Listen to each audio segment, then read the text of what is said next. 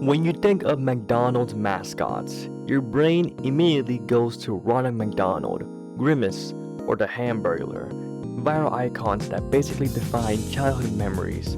But back in the late 1980s, McDonald's dropped what was easily the coolest, most stylish mascot in fast food history.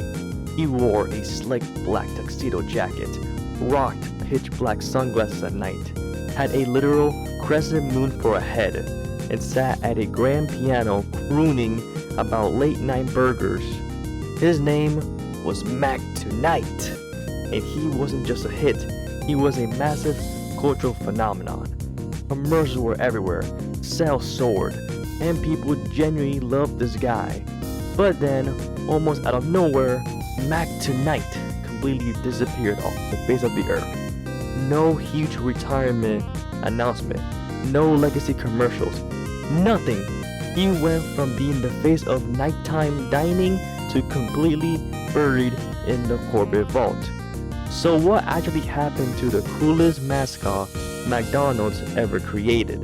Let's dive into the weird, awesome, crazy history of Mac Tonight. To understand why Mac Tonight vanished, we first have to go back to 1986. Back then, McDonald's had a big promo in their local franchises. They were crushing the breakfast and lunch game, but once 4 o'clock p.m. hit, their drive-thrus were ghost towns. People just weren't thinking of McDonald's for late-night dinners or evening snacks. A local McDonald's advertising agency in California came up with a wild idea. They wanted a character that screamed nighttime cool to convince adults that McDonald's was the place to be after dark.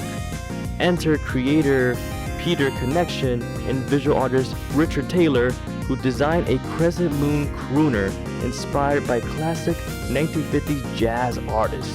They took the famous 1928 jazz tune Mac the Knife, written by Kurt Weill and Bertolt Brecht, and rewrote the lyrics into a cheesy, catchy jingle all about buying Big Macs at night.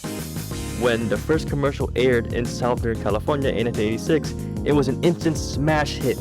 The character was played by actor Doug Jones, who you might know from massive Hollywood feature roles. Wearing an insane 10-pound fiberglass moon mask, he played the piano, leaned back in his seat, and sang to the stars. The campaign was so successful that McDonald's took it nationwide in 1987. They rolled out Mac Tonight classic Happy Meal toys, posters, neon signs, and even massive hot air balloons shaped like his head.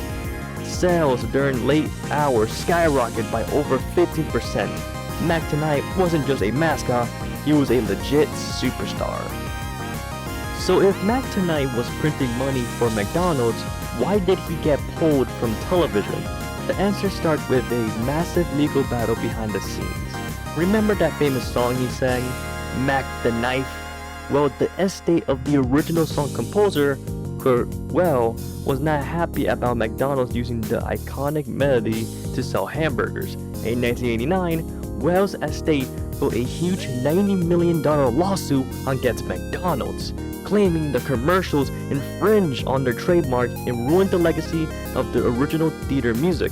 Even though McDonald's had originally licensed the rights, the legal heat became way too intense. Rather than spending years in court and dropping millions of dollars defending a mascot, McDonald's decided to officially pull the Mac Tonight television ads off their airwaves in North America.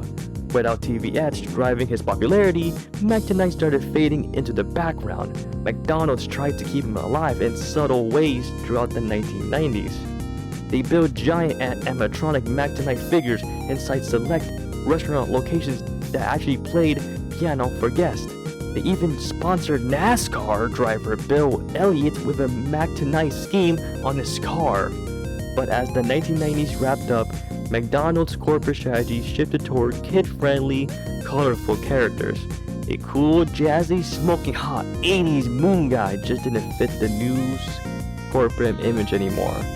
But in the early 2000s, the animatronics were removed, the NASCAR sponsorship ended, and Mac Tonight was officially retired into the vault. For over a decade, McDonald's sat quietly in advertising history as a forgotten 80s memory, but then came the mid-2000s and 2010s internet, and this is where the story gets really weird. Around 2007, internet users discovered old clips of McDonald's. Because of his surreal moon head and dark sunglasses, the internet did what the internet always does. They remixed him. At first, he became a major icon in the vaporwave aesthetic movement, which I did a topic on vaporwave a whole while ago. So if you like that stuff, or you should probably check that video out. Just saying, pretty cool. Back to this topic.